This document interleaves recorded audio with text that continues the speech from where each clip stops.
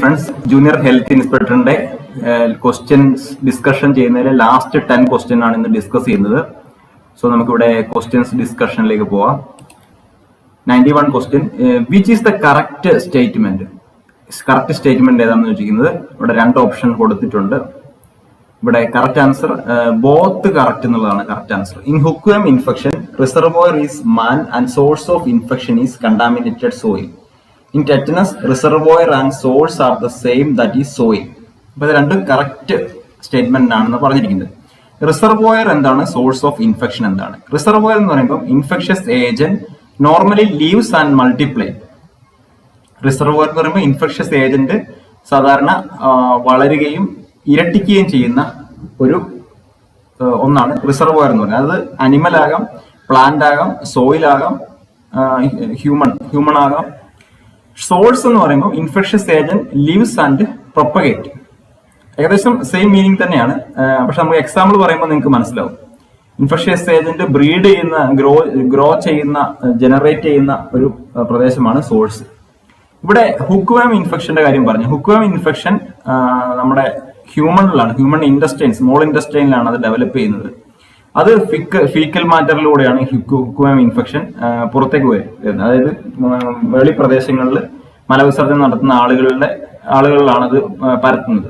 ഈ ഹുക്വേം ഇൻഫെക്ഷൻ അങ്ങനെ ഫീക്കസിലൂടെ പുറത്തു വന്നിട്ട് ചില ആളുകൾ വാക്കിംഗ് ബെയർ ഫുട്ട് ആ കണ്ടാമിനേറ്റഡ് സോയിലൂടെ നടന്നു പോകുമ്പോൾ ആ ഒരു കാലുകളിലൂടെ ആ ഒരു ഹുക്വേം ഇൻഫെക്ഷൻ രണ്ടാമത്തെ ആൾക്ക് സ്പ്രെഡ് ചെയ്യുന്നു.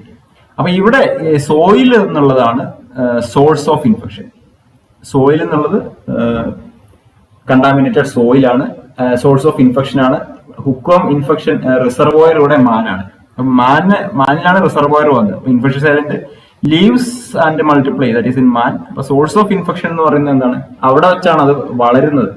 ആ സോയിലിൽ വെച്ചിട്ടാണ് അത് വളർന്ന് മറ്റുള്ളവരിലേക്ക് പിടിപെടുന്ന രീതിയിലുള്ള അസുഖമായി മാറിയത്. സോ അതാണ് അത് രണ്ടും തമ്മിലുള്ള വ്യത്യാസം. In tetanus reservoir and source are the same, that is soil. ആ ഒരു കണ്ടാമിനേറ്റഡ് സോയിൽ തന്നെയാണ് ടെറ്റനസിൽ റിസർവോയറും സോഴ്സും. അതാണ് അത് തമ്മിലുള്ള വ്യത്യാസം. Read the statement about type of vaccine. Correct answer 1 and 3 true, second false. Read the statement about type of vaccine. ഇവിടെ 1 and 3 true ആണ്. Hepatitis A vaccine is a killed type vaccine. BCG and rotavirus vaccines are live attenuated vaccine. അത് ശരിയാണ്. Hepatitis B and HPV are toxoid vaccines. അത് തെറ്റാണ്. ഇവിടെ toxoid vaccines എന്ന് പറയുമ്പോൾ vaccines contain toxins or chemical made by bacteria or virus. ആ ബാക്ടീരിയയുടെ വൈറസിന്റെ ശരീരത്തിലുള്ള കെമിക്കൽ അല്ലെങ്കിൽ ടോക്സിന് കൊണ്ടുണ്ടാക്കിയ വാക്സിനാണ് ടോക്സോയിഡ് വാക്സിൻ. അപ്പൊ ഈ ടോക്സോയിഡ് വാക്സിൻ എക്സാമ്പിൾ ആണ് diphtheria, tetanus.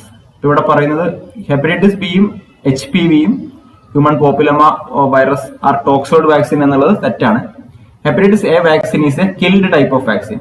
Killed type vaccine ആണ് ഹെപ്പറ്റൈറ്റിസ് എ. കിൽഡ് എന്ന് പറയുമ്പോൾ ഇനാക്ടിവേറ്റഡ് ആണ്. Destroy disease producing capacity of virus or bacteria. ആ ബാക്ടീരിയയുടെ വൈറസിനെ ആ ഡിസീസ് പരത്തുന്ന ആ ഒരു കഴിവ് നശിപ്പിച്ച് അതിനെ ഇഞ്ചെക്ട് ചെയ്യുന്നു. അതാണ് കിൽഡ് ഓർ ഇനാക്ടിവേറ്റഡ് വാക്സിൻ എന്ന് പറയുന്നത്.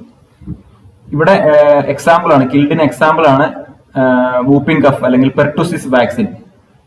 വൂപ്പിംഗ് കഫ്, പെർട്ടുസിസ് വാക്സിന്, കിൽഡ് വാക്സിന് എക്സാമ്പിൾ ആണ്. ലൈവ് വാക്സിൻ എന്ന് പറയുമ്പോൾ വീക്കൻഡ് ഫോം ഓഫ് വൈറസ് ആണ്. വൈറസിന്റെ ശക്തി ക്ഷയിപ്പിച്ചിട്ട് അതിനെ ഇഞ്ചെക്ട് ചെയ്യുന്നു, അല്ലെങ്കിൽ ആ ഒരു കില്ല് ചെയ്തിട്ട് പൂർണ്ണമായിട്ട് നശിപ്പിച്ചതിന് ശേഷം ഇഞ്ചെക്ട് ചെയ്യുന്നതാണ് live vaccine. MMR, varicella vaccine ഒക്കെ ലൈവ് വാക്സിൻ എക്സാമ്പിൾ ആണ്. MMR, varicella vaccine, live vaccine. So 1 and 3 true. Hepatitis A vaccine is a killed vaccine. BCG and rotavirus vaccines are live vaccines. അത് correct തന്നെയാണ്. Next question, regarding fixed dose combination choose the right option. Regarding fixed dose combination choose the right option. Correct answer 1 and 2 correct. In DOTS, medicines are now prepared in fixed dose combinations that reduce the number of tablets to be consumed. Instead of alternate day regimen, TB patients taking fixed dose combinations are switched to a daily regimen. ഇത് രണ്ടും correct ആണെന്നാണ് പറയുന്നത്. ഇപ്പോ ഡോട്ട്സിന്റെ കാര്യം പറഞ്ഞപ്പോൾ what is dot? Dot means that a trained healthcare worker or other designated individual, excluding family member, provides the prescribed TB drugs and watches the patient solo every dose.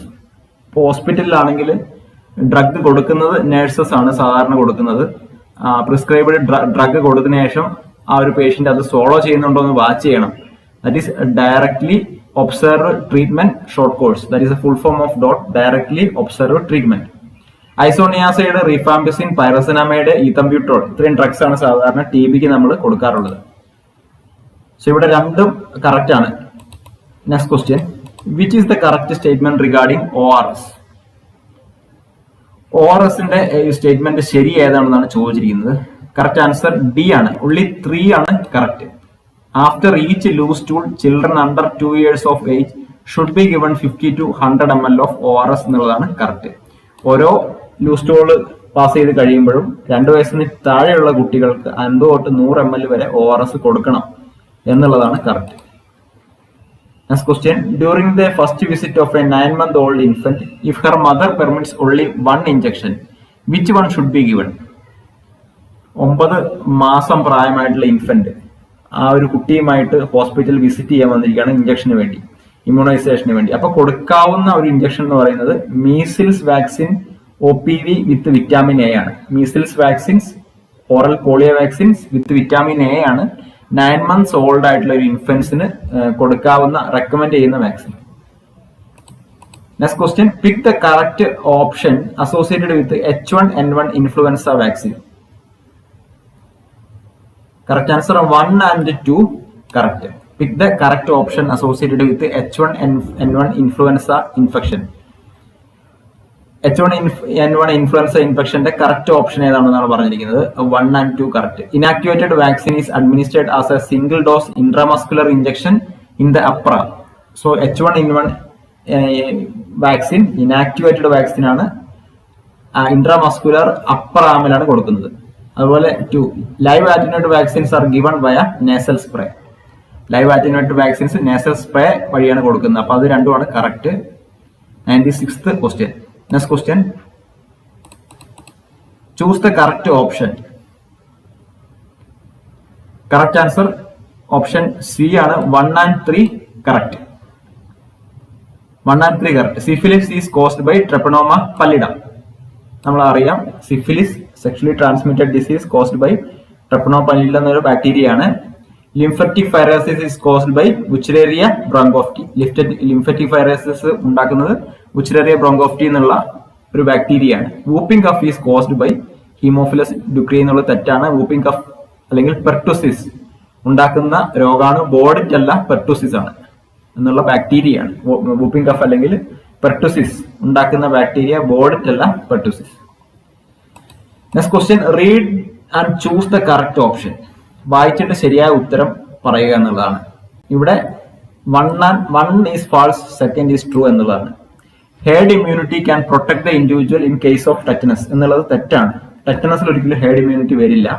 Heard immunity is maintain and stepped up by immunization programme. അത് ശരിയാണ്.